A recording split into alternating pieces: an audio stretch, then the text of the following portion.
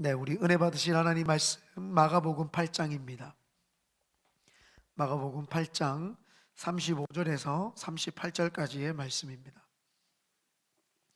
마가복음 8장 35절에서 38절까지의 말씀입니다.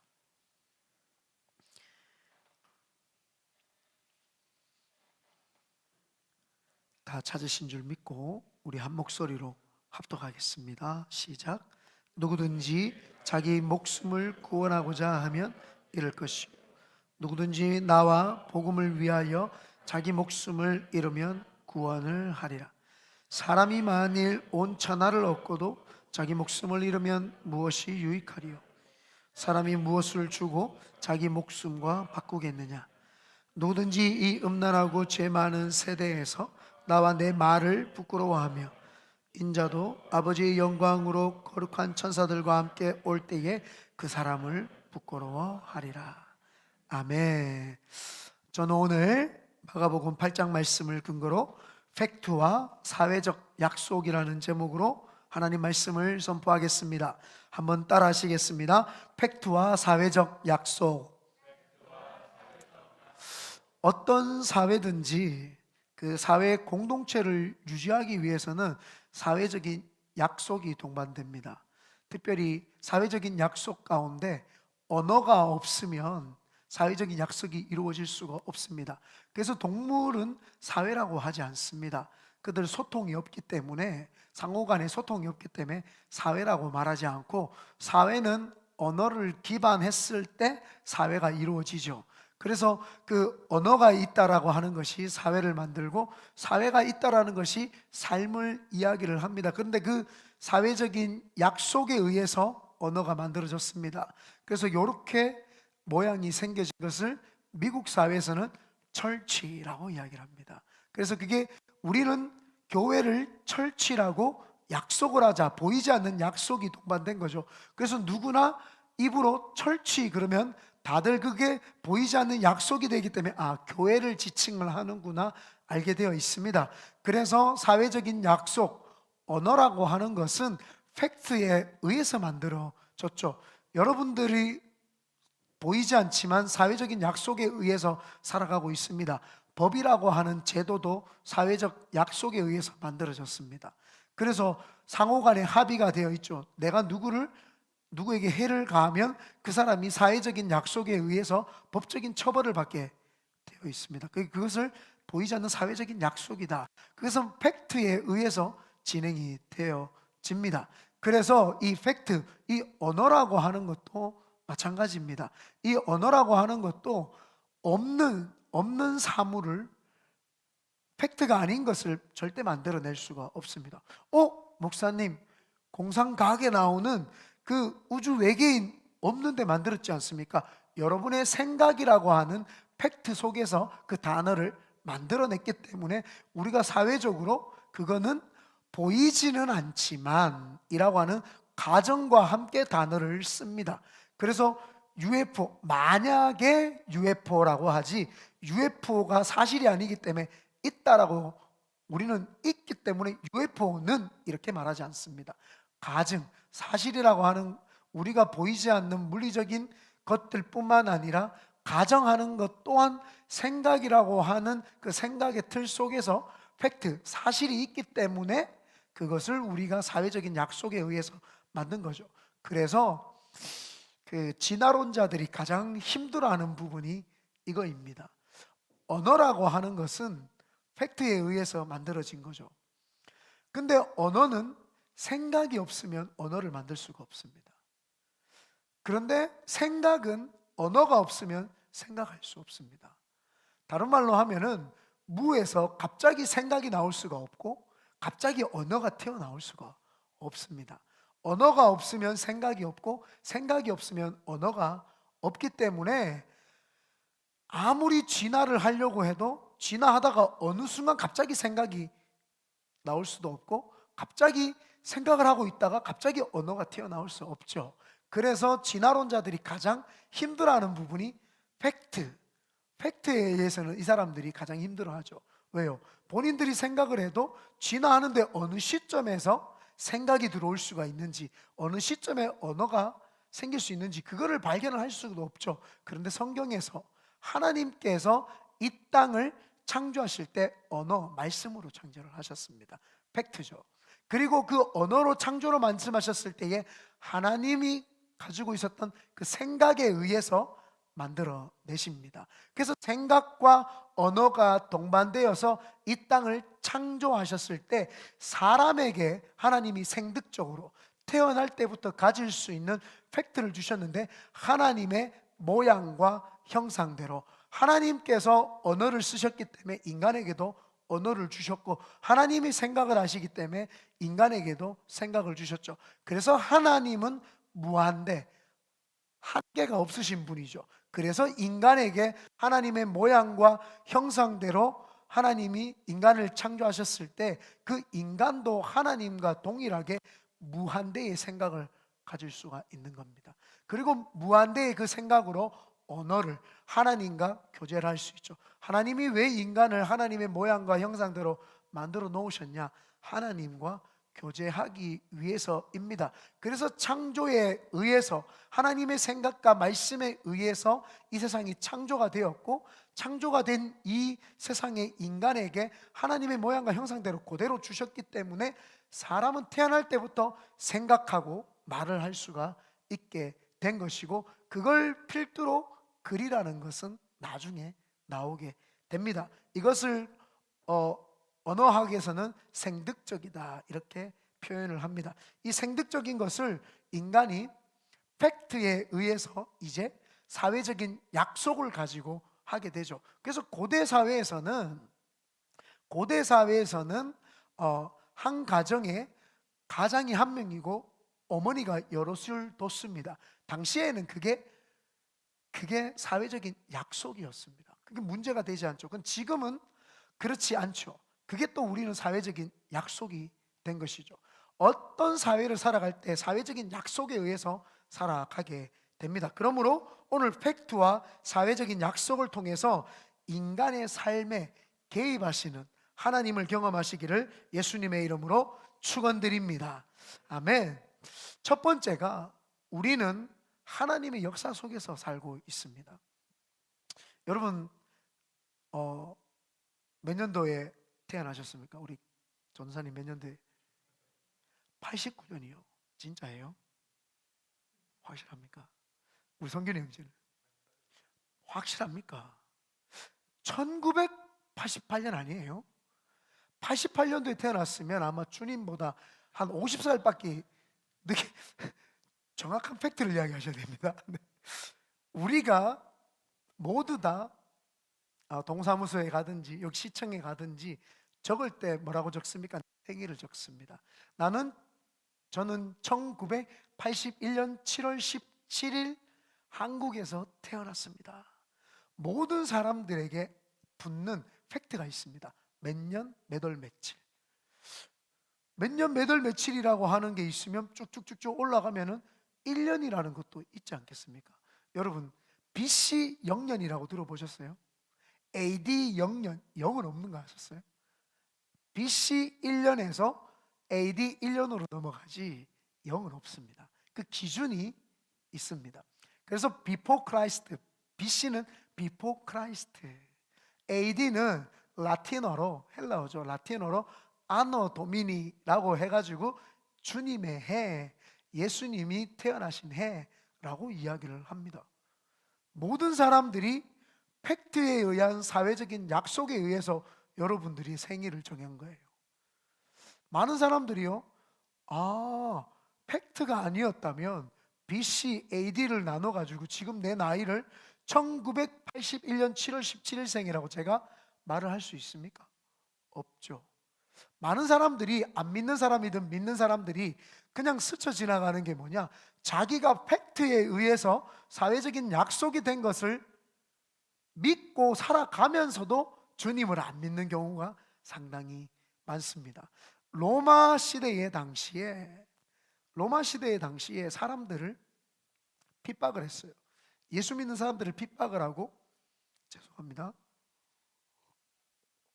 못 믿게 했습니다. 못 믿게 했는데 사람들이 예수님이라는 분이 진짜라는 게 팩트라는 것을 아니까 못 믿게 하면 못 믿게 할수록 점점 사람들이 많이 믿어집니다.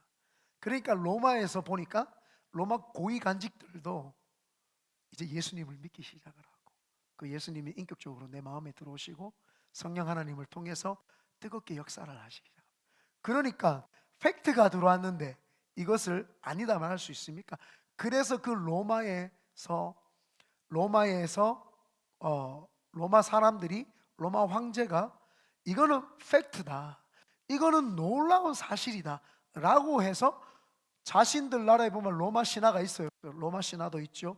자신들의 철학적인 사람들, 아리스토텔레스부터 해가지고 유명한 사람들이 얼마나 많습니까? 플라톤, 뭐 그 전에 뭐 하여튼 많은 사람들, 어마어마한 사람들이 많잖아요. 그럼에도 불구하고 그 사람들을 기점으로 BC, AD를 나눈 게 아니다 이 말이에요. 로마 사람들이 보니까 이게 팩트네, 이게 진짜네 라고 해서 우리는 팩트이기 때문에 그 팩트, 그 그리스도 메시아가 오셨다라는 것을 기준으로 해서 이 세상을 나눕시다 라고 해서 BC와 AD를 나눈 것이죠. 이게 사회적인 약속이 되어가지고 팩트가 사회적인 약속이 된 것이죠. 그래서 그전에도 역사가 있었고 많은 크고 놀라운 역사들이 있었지만 그걸 기점으로 했다라는 것은 팩트이고 그게 사회적인 약속으로 지금 흘러갑니다. 그런데 그 사회적인 약속이 하루아침에 갑자기 생겼냐? 그렇지 않습니다. 성경에 보면은 요 파란색으로 표시된 것을 구약이다라고 하고 빨간색을 신약이다라고 이야기합니다. 올드 테스트먼트, 뉴 테스트먼트 이렇게 나누죠. 이게 뭐냐 하면은 구약과 신약입니다. 옛날 약속, 새로운 약속입니다. 구약과 신약이 BC고 AD로 이렇게 나눠지는 겁니다. 그래서 구약에서 400개가 넘는 메시아, 구세주가 어떤 모양으로 오실 것이다 라고 하는 예언을 기록을 해놨습니다. 그래서 그 예언이 기록이 된 것이 이제 팩트로 나타나는 것이 AD 예수님의 탄생이죠. 구약에서 베들레헴에서 탄생할 것이고 다윗의 자녀로 나올 것이고 그분은 남자의 몸이 아니라 여자의 몸으로 나올 것이다, 어린 양과 같고 모든 인류를 위해서 십자가에서 죽을 것이다 라고 하는 구약의 예언, 400개가 넘는 그 예언의 말씀이 팩트화가 되어서 예수 그리스도 신약에서 나오게 됩니다. 그래서 이 구약과 신약은 팩트에 의해서 만들어지고 팩트에 의해서 진행이 쭉 되고 있습니다. 그런데 그 구약과 신약에 뭐라고 이야기를 하느냐 하면은 모든 사람은 다 죄인이다 라고 하는 것입니다. 모든 사람은 다 죄인이다. 그리고 그 모든 사람이 죄를 범하였음에 하나님의 영광에 이르지 못하더니, 사람이 한번 태어난 것은 정하신 이치지만 그 후에는 심판이 있다. 모든 사람은 다 태어나고 죽게 마련이다. 죽게 마련이다. 이게 팩트입니다. 그래서 모든 사람들이 장례식을 하고 태어나면 그걸 생일이라고 하는 것을 딱 지정을 합니다. 팩트이기 때문이죠. 그리고는 사람이 죽으면 사회적인 약속에 의해서 3일장을 지내기도 하고 뭐 7일장을 지내기도 하는 그런 사회적인 약속이 동반되어집니다. 그리고 죽고 난 이후에는 심판이 있다. 이게 팩트입니다. 그리고 그 심판은 천국과 지옥을 가르는데 예수 그리스도를 믿지 않으면 다 지옥 간다 라고 하는 것이 성경에서 말하는 팩트입니다. 그래서 구약에서는 메시아가 오실 것입니다 라고 하는 팩트를 전하고 있고, 신약에서는 내가 예수님이 구약에서 말하신 예수님이 오실 것이다 라고 했던 그 메시아가 오셨습니다 라고 하는 그 팩트를 들은 로마에서는 가히 당황을 하게 됩니다. 당황을 하면서 이것이 사실인 것을 알게 되고 BC와 AD로 나누는 기점이 되고, 우리는 그 사회적인 약속에 의해서 지금도 살아가고 있죠. 그래서 예수 믿지 않는 사람들은 자신이 팩트와 사회적인 약속에 의해서 살아가고 있으면서도 불구하고 하나님을 부인하고 예수 그리스도를 부인하고 성령 하나님을 터무시하는 경우가 많다라고 하는 것입니다. 그러므로 예수님께서 이 땅에 오신 것을 기점으로 역사가 펼쳐지는 것은 팩트이자 사회적 약속이기 때문에 그 테두리 안에서 마음껏 자유를 누리시기를 예수님의 이름으로 축원드립니다. 그런데 두 번째입니다. 죄송합니다. 이런 팩트와 사회적인 약속이 진실임에도 불구하고 이 진실이 불편한 진실이 되어버린 거예요. 그래서 이 불편한 진실 속해서 살아가는 사람들이 있습니다. 구약의 예언에 의해서 예수님이 이 땅에 오셨습니다. 예수님이 오셔가지고 악한 행동을 하며 불편해야죠. 예수님이 오셔가지고 막 사회를 막 선동을 해가지고 정치 지도자들을 막 억압을 하고 막 폭도를 일으키며 죽어 마땅하죠. 근데 주님이 이 땅에 오셔가지고 악한 마귀 권세가 아담과 하와가 죄지음으로 합법적으로 이 땅에서 이제 마귀 짓을 하는 권중 권세를 잡은 그 기득권자가 돼 있었어요. 그러나 예수님이 오시면서 귀신을 쫓아내시면서 그 마귀의 일을 멸하십니다. 그러니까 사회적으로 귀신이 쫓겨나가면서 사람들이 영적인 안목, 영안이 열리게 됩니다. 예수님이 이 땅에 오셔가지고 그 귀신을 쫓아내주니까 사람들이 그전에는 마귀에게 눌려있고 율법에 눌려있고 구약의 율법에 눌려있고 법 제도에 눌려있었던 사람들에게 예수님이 오셔가지고 그 모든 것들을 철폐해 주시면서 진리를 공포하시면서 영안이 열리게 하셨다 이 말입니다. 이게 영적인 영안이 열리는 거죠.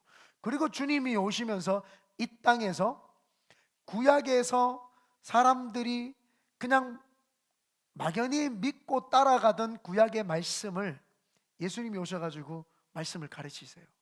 사산수훈부터 사람들에게 말씀을 가르치고 하니까 그들이 이때 동안 들어보지 못했던 하나님의 말씀을 들으니까 지적인 부분이 깨어나죠. 주님이 마귀의 일을 몰아내기 때문에 영적인 안목이 떠있다면 주님이 가르치시면서 지성이 깨어나게 되어 있습니다. 그래서 진짜 하나님을 잘 알고 그분을 깊이 체험한 사람은요, 이 지적인 부분이 상당히 깊이가 있을 수밖에 없습니다. 왜요? 그분의 가르침을 들으면 세상이 가르쳐주는 가르침과 주님의 가르침이 딱 부딪히게 되면은 이게 한낱 얄팍한 개똥철하게 지나지 않는다는 것을 밝히 알게 되기 때문에 이 지식을 버려버리고 주님이 가지고 있는 지식을, 그래서 사도 바울이 내가 이때까지 배웠던 학문을 배설물로 똥으로 여긴다라고 했던 말이 사실 그 말입니다. 그래서 예수님이 말씀을 가르치면서 지적인 부분이 깨어나죠. 마귀가 떠나가면서 영적인 부분이 깨어나죠. 그리고 주님이 이 땅에 오시면서 소경과 문둥병과 손마른 자와 혈루증과 많은 병자들을 고치시면서 이때 동안 자신들이 원하는 이 육신을 쓰고 싶은 대로 섰던 사람들이 육신이 치료되고 주님을 만나면서 이 육신을 내가 원하는 삶대로 원하는 대로 살고, 자고 싶으면 자고 먹고 싶으면 먹고 놀고 싶으면 놀고, 그런 삶이 아니라 주님이 원하는 육의 삶으로 살아가게 된다라는 겁니다. 이걸 행동이 달라진다는 겁니다. 예수 그리스도께서 오시면 영안이 열리고 이 지적인 부분, 지성 부분이 깨어지고 행동이 달라지는 것, 이게 바로 복음입니다. 그런데 이 진실, 팩트가 오니까 사람들이 싫어해요. 좀 신기하지 않습니까? 예수님이 뭐라고 한 적이 없는데 사람들이 싫어합니다. 그 왜 싫어하나? 로마 황제와 이스라엘을 다스리는 본디오 빌라도, 그 사람들은 예수님이 오니까 그 불편한 진실이 싫은 거예요. 왜? 자신들이 이 땅을 다스려야 되는데 예수님이 오셔가지고 예수님이 이 땅을 다스리실까 봐 두려운 거죠. 그러니까 예수님을 죽이려고 하는 거예요. 이스라엘 마찬가지입니다. 분봉왕, 이스라엘에서 그 헤롯이라고 하는 왕, 그냥 바지 왕을 세워놨죠. 그 바지 왕을 세워놓고 헤롯 당원들이 그 헤롯과 함께 이 땅에서 정치를 하는데 이스라엘을 다스리려고 하는데 예수님이 나타나니까 사람들이 예수님을 따라다녀요. 그러니까 자신들의 정치적인 입지가 흔들리니까 예수님을 죽이려고 해요. 진실이 싫은 거예요. 팩트가 싫은 거예요. 예수 잘 믿는 사람이 싫은 거예요. 왜요? 자꾸 자신들의 행동이 부족함이 드러나니까. 그리고 바리새인과 서기관들, 오히려 또 하나님을 믿는다는 사람들이 예수님을 죽이려고 해요. 왜요? 자신들이 가르쳤고 자신들이 선포했던 그 말씀이 예수님의 말씀과 비교가 되니까 이게 정말 사람을 살리는 말씀이 아니라 사람을 죽이는 말씀이었다는 걸 자신들이 아니까 창피하잖아요. 자신들은 신앙생활을 엄청 잘한다고 생각하고 막 성도들에게 가르치고 막 했는데 예수님이 와서 가르치는 그 가르침이 다르거든요. 일반 사람들이 가르치는 가르침하고 다르거든요. 그러니까 창피스럽죠. 종교 지도자들이 창피스럽고, 종교 지도자들이 자신들이 이 종교를 좌지우지해야 되는데 예수님이 와서 팩트를 이야기를 하니까 종교 지도자들이 불편한 거예요. 진실이 여러분들에게 오면 여러분 불편해질 수 있습니다. 내 삶에 내 마음대로 살고 싶은데, 자유롭게 살고 싶은데, 프라이버시 가운데 살고 싶은데 주님이 오시니까 그 프라이버시를 다 보고 계시네. 예수님이 내 삶 속에 오니까 머리끝부터 발끝까지 그 프라이버시를 다 알고 있고, 예수님이 오니까 내 모든 진실을 다 알고 계시네. 불편한 거예요. 크리스천들 중에서도 예수님을 믿기는 믿어요. 그런데 예수님이 내 삶의 주인이 되는 건 싫어. 불편해. 왜요? 내가 자유롭게 살고 싶거든요. 내가 하고 싶은 대로 하고 싶거든. 내가 원하는 대로 살고 싶거든요. 그런데 주님이 오시면 주님 원하는 대로 살아야 돼요. 그러니까 싫은 거예요. 불편한 진실이에요. 팩트와 사회적인 약속이 아무리 진실되어도 내가 우상인 사람들은, 내가 우상이기 때문에 나보다 주님이 위에 있을 수 없는 거예요. 그러니까 주님이 내 삶을 오시면 내가 주인이었고 내가 우상이었는데 내 우상이 무너지니까 진실이 싫은 거예요. 그러니까 주님, 나는 그냥 썬데이 크리스천으로 살겠습니다. 교회에 나오면 됐지 왜 나한테 삶을 요구하십니까? 왜 내 삶의 전반에, 직장 생활이든 학교 생활이든 어떤 삶의 전반적으로 나를 개입을 하세요? 나한테 하지 마세요. 월요일부터 토요일까지는 내 삶, 주일 하루, 그것도 1시간. 요즘 교회는요 1시간 이상 지나가면 난리 나요. 왜 이렇게 예배가 기니? 예배가 짧니? 여러분, 예배는 하나님께 내 삶을 드려내야 되는데 24시간 드려도 모자란 예배를 목사가 힘들어서 설교 1시간 하니까 그걸 또 우리는 괜찮다고 인식을 하는데, 그러면 안 돼요. 우리 삶이 하나님 앞에 모든 전적인 걸 드려야 되는데 그렇게 못하죠. 그래서 우리는 썬데이 크리스천으로 살아갈 바에는 예수 안 믿어도 돼요. 굳이 예수 안 믿으면 더 자유롭게 살면 되는데 굳이 썬데이, 주님 그렇게 해서 지옥 가나? 썬데이 크리스천에서 지옥 가나? 똑같은 지옥이에요. 그러나 내 마음에 예수 그리스도를 모시고 그분이 내 삶의 주인이 돼야 돼요. 많은 사람들은 내가 안 죽으면서 구원을 받는다고 착각을 하는 경우가 꽤 많습니다. 그래서 갈라디아서 2장 20절에 내가 그리스도와 함께 십자가에 못 박혔나니, 십자가에 못 박혀야 되는 거예요.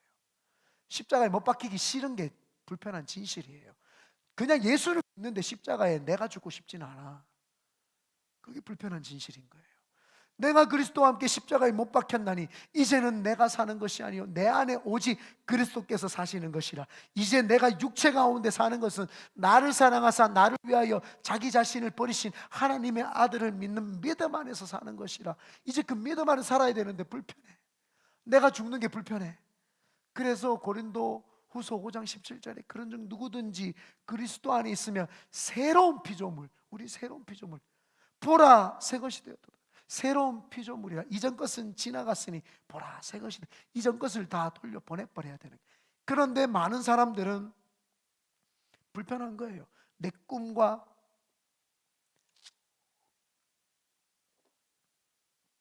내가 꿈꾸는 꿈과 내가 실현하고 싶은 자아 실현을 하고 싶은데 주님이 내 속에 들어오시면 내 꿈을 못 이룰 것 같아.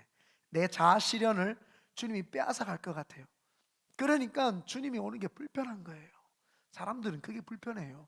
예수 믿는 사람도 그게 불편한 거예요. 내 삶은 내가 만들어가지 주님이 만들어가면 안 돼. 그래서 아무리 팩트고 아무리 사회적인 약속이 있어도 불편한 진실, 그게 이제 우리 삶 속에 오죠. 나도 남들처럼 돈 벌고 살고 싶어요. 여러분, 돈 보면 뭐가 좋은지 아세요? 좋은 거 하나도 없어요. 편리함 빼고는 없어요. 편리함. 그 편리함이 누구를 위한 거예요? 주님을 위한 거예요. 내가 어떤 사람이 이렇게, 목사님 제가 돈을 많이 벌어서 선교에 힘쓰겠습니다, 그러지 않아도 돼요. 그 선교는 하나님이 하세요. 목사님 제가 돈을 많이 벌어서 우리 교회에다 헌신, 안 해도 돼요. 안 해도 돼요. 안 해도 되고요. 여러분, 돈 많이 벌면 그냥 네 편해요. 좋은 차 타고 다니면 편해요. 다른 거 하나도 없어요. 그냥 맛있는 거 많이 먹어요. 그거 말고 없어요. 돈 많이 벌으면 그냥 큰 집에 살면서 청소 많이 해야 돼요. 그게 다예요. 다른 거 별로 없어요. 돈 많이 벌어가지고 좋은 거, 여러분 한번 따져보세요. 죽으면 그 돈 누가 가지고 가는지 아세요? 다 딴 사람이 가져갑니다. 여러분, 돈 많이 벌면 뭐가 좋은지 가만히 한번 생각해 보세요. 그냥 편한 거 말고는 단 하나도 없어요. 단 하나도 있으면 저한테 이야기해 주세요. 돈 많이 벌면 편한 거. 근데 많은 사람들이 그 편한 게 누굴 위해서예요? 자기 자신을 위해서 해요. 자꾸 거짓말 하지 마세요. 내가 주님을 위해서 돈을, 웃기지 마세요. 네 위해서지 뭘 주님을 위해서 해요. 거짓말도 거지간히 하셔야지. 아까 여기 89년생이라고 거짓말을 1900년을 빼먹었어. 남편이 말이야, 같이 빼먹었어. 우리는 1989년도 1981년도 태어났습니다. 그래서 자꾸 불편한 거예요. 진실이 여러분에게 오면 불편하면 안 됩니다. 진실이 오면, 내가 왜 이 진실 앞에서 불편하지? 내가 왜 이 진실 앞에서, 사회적인 약속 앞에서, 팩트에 의한 이 사회적인 약속 앞에서 나 왜 이렇게 불편하지? 내가 살아서 그런 거예요. 내가 주인이고 내가 우상이어서 그런 거예요. 그래서 그거를 우리가 깨뜨려 나가야 되죠. 그래서 예수님께서 이 땅에서 악한 행동했습니까? 아닙니다.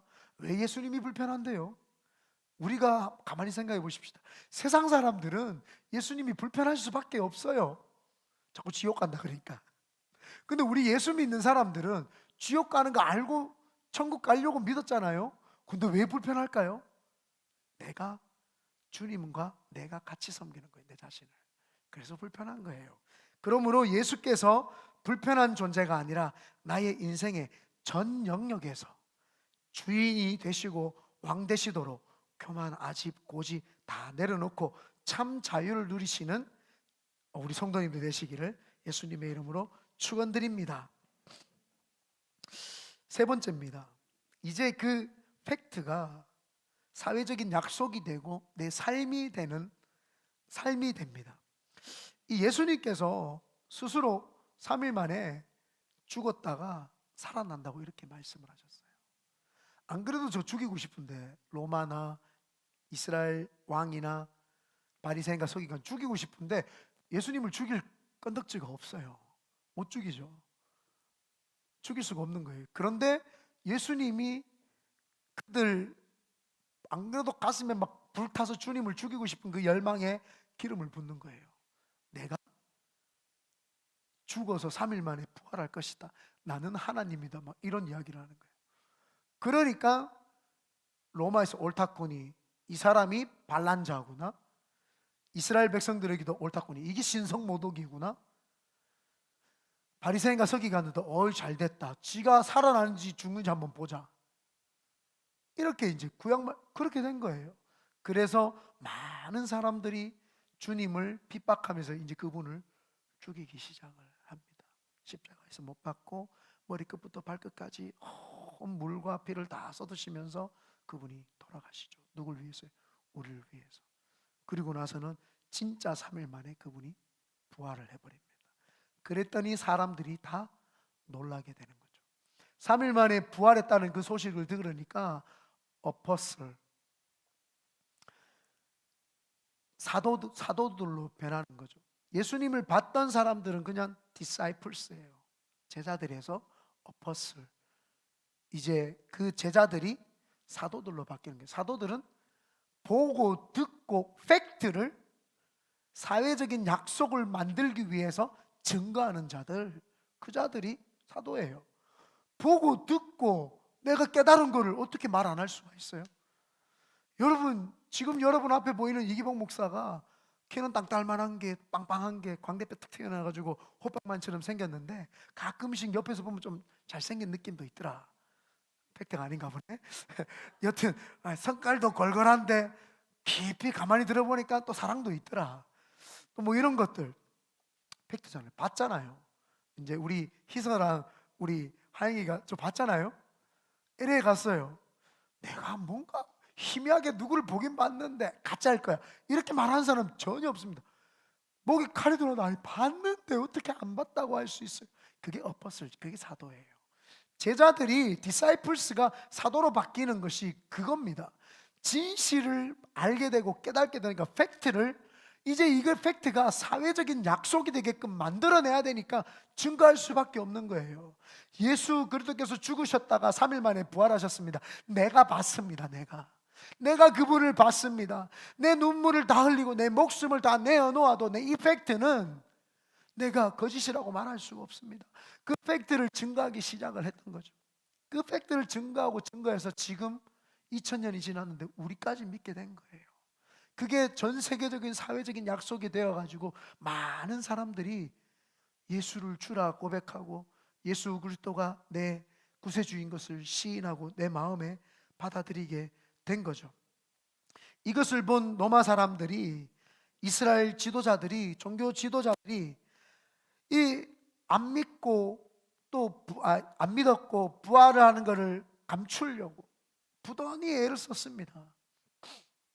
부활을 했는 것을 시신을 바꿔치기 했다, 뭐 별의별 거짓으로 다 했죠. 그런데 팩트는요 사라지지 않습니다. 여러분, 누가 뭐라 해도요 팩트는 없어지지 않습니다.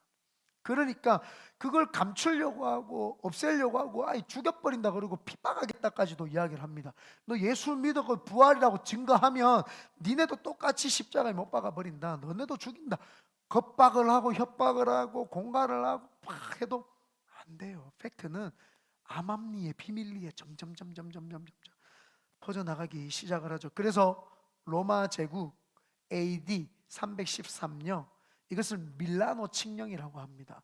로마 시대에는 서쪽에 동쪽에, 그렇죠, 서쪽에 콘스탄티노플이 황제가 그 동쪽을 맡고 있었고, 서쪽을 맡고 있었고, 동쪽에 리키니우스라고 해서 리키니우스 황제가 서쪽을 담당하고 있었어요. 동쪽을 담당하고 있었어요. 그래서 동로마, 서로마가 313년에 갈라져 있었는데, 갈라진 게 아니고 같은 로마 안에서 이렇게 다스리고 있었는데, 이들이 밀라노라고 하는 데서 콘스탄티노플의 동생이 결혼을 하게 되거든요. 그래서 이들이 와가지고 합세가지고 그 결혼식에서 이 칙령에다가 사인을 해요. 우리 로마 제국은 313년 밀라노에서 그리스도 기독교를 우리나라의 국교로 인정합니다. 이거는 팩트이기 때문에 사회적인 약속으로 만들어서 이제 모든 로마에 있는 사람들 다 믿으세요라고 공표를 한 거예요. 이게 AD 313년에 이루어진 겁니다. 그래서 313년에 이루어지면서 로마 제국에 속해 있었던 70여 개가 넘는 나라들이 다 예수를 주라 시인하고 고백을 하게 됩니다.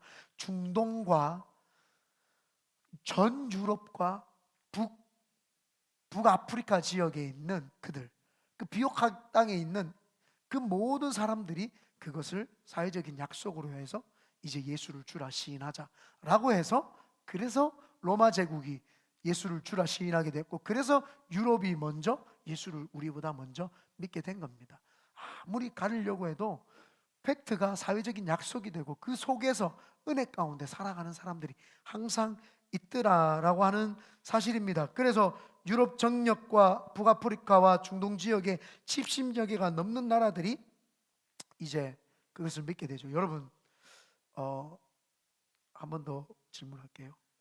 성균이 형제 결혼 기념일이 언제예요? 몇 월 며칠만 이야기해 주세요. 결혼 기념일이 한 개예요, 두 개예요? 뭐죠? 0.4초 뭐 못했어. 두 개 아니에요. 여러분 태어난 기념일이 한 개예요, 두 개예요?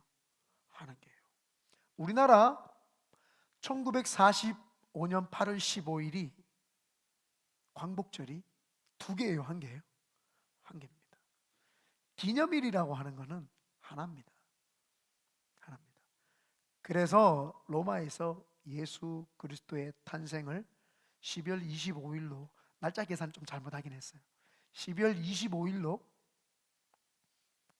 예수 그리스도의 태어나심을 잇도록 한다라고 해서 기념을 세운 겁니다. 팩트가 사회적인 약속이 된 거죠. 그래서 전 세계가 다 크리스마스를, 주님이 탄생하신, 그래서 우리는 크리스마스라는 단어를 좀 쓰지 마시고 성탄절이라고 하는 게 맞아요. 거룩하신 분이 태어나셨다. 그래서 성탄절 이렇게 말하는 것이 더 맞습니다. 크리스마스는 예수 그리스도께 예배합시다 이 말입니다. 예수 그리스도의 탄생을 기뻐하며 예배합시다. 그것보다도 성탄절이 더 맞는 것 같습니다. 그래서 그 성탄절이 기념일이 되죠. 그래서 우리가 그 기념일을 섬기고 있고 그것을 따르고 있습니다. 팩트가 사회적인 약속이 되는 게 이렇습니다. 그리고 나서는 이 콘스탄티노플 대제가 또 약속을 하나 더 정합니다. 로마 사회에는 신분이 있는 사회였어요. 노예도 있고 군인 출신도 있고 평민 출신도 있고 이 계급 사회다 이 말입니다. 계급 사회다 보니까 일하는 사람은 평생을 일해야 돼요. 어쩔 수 없죠. 쉬는 날이 어디 있습니까? 그런데 썬데이, 주일, 이 모든 사람들이 그때 당시에 기독교 사람들이 토요일 날 예배를 드렸어요. 토요일 날 예배를 드리다가 예수님의 부활이 일요일 날 썬데이에 부활하셨어요. 그래서 초대교회 성도들이 썬데이를 기념으로 해서 예배를 드리기 시작을 했죠. 예배를 드리기 시작을 하면서 콘스탄티노플 대제가 밀라노 칙령 313년 AD 313년에 이제 로마의 국교를 기독교로 정합니다 라고 공표를 하면서 사회적인 약속으로 하면서, 그러면 예배를 언제 드려야 되나 봤더니 남녀노소 누구나 할 것 없이 예배 드리는 날 다 쉬어. 노예도 쉬어. 원래 노예가 쉬는 날이 어디 있어요? 노예가 쉬었다는 문헌을 보신 적이 있습니까? 노예는요, 다른 사람들이 다 쉬어도 일해야 돼. 그런데 남녀노소 할 것 없이 노예든 사회 직분인 상관없이 모든 사람 쉬어. 공휴일로 만들어준 거예요. 근데 그 공휴일이 무슨 요일인지 모르고 놀러 가는 거죠. 이게 팩트에 근거한 사회적인 약속 공표를 했고, 그 사회적인 약속으로 살아가고 있으면서도, 하나님의 은혜 가운데 자기가 살아가면서도, 믿든 안 믿든 1990 몇 년 태어났습니다라고 자기가 문서에도 그렇게 기록을 하면서도, 자기가 공휴일이 어떤 날인지 모르면서도 썬데이에 누리면서 쉬면서도, 그리고 자기가 크리스마스 때 선물을 주고 받으면서도 무슨 날인지 모르는 거예요. 이게 팩트와 사회적인 약속입니다. 그래서 우리 크리스천들이 가장 기본적인 삶에서 안 믿는 자들에게 이게 사실은 변증하기 위해서 약간씩 가르쳐줘요. 이게 기독교 변증론인데, 기독교에 대해서 반감을 가진 사람들이 생각이 많아요. 그 사실은 기독교인들이 믿음이 없어서 그런 거예요. 그러니까 저 사람들이 니나 내나 똑같잖아. 그러니까 예수 그리스도 믿는 사람들을 굳이 따를 이유가 없어. 그런데 예수 그리스도 믿는 자들이 기독교 변증학을 배워가지고 이런 모든 기본적인 사실을 그들에게 알려주면 그들이 안 까불죠. 못 까불죠. 나도 지금 예수 그리스도에 의해서 팩트와 사회적인 약속에 살아가고 있으면서도 나 왜 안 믿었지? 라고 할 수 있는, 그걸 제시할 수 있는 겁니다. 그래서 믿음이라는 것은 신학적인 기반과 이성적인 사고가 가슴으로 내려와야 됩니다. 내려와서 내 가슴이 뜨거워지고, 내가 그 팩트에 의해서 가슴이 뜨거워질 때 그것이 비로소 복음이 되고, 그것이 비로소 사실이 되어서 사람들을 변화시킬 수 있는 줄 믿습니다. 결론을 맺겠습니다. 오늘 하나님께서 우리에게 또 거룩한 주일을 주셔서 우리는 이 거룩한 예배 가운데 하나님께 영광 올려드릴 수 있게 되었죠. 그래서 우리는 우리 마음속에 하나님이 주셨던 그 팩트를 기반으로 해서 살아가시고, 그 팩트를 기반으로 해서 이 사회에 사회적인 약속을 만들어내는 우리 성도님들 되시기를 예수님의 이름으로 축원드립니다. 우리 시간 찬양하겠습니다. 나무옥과도 주님을 바꾸지 않으리.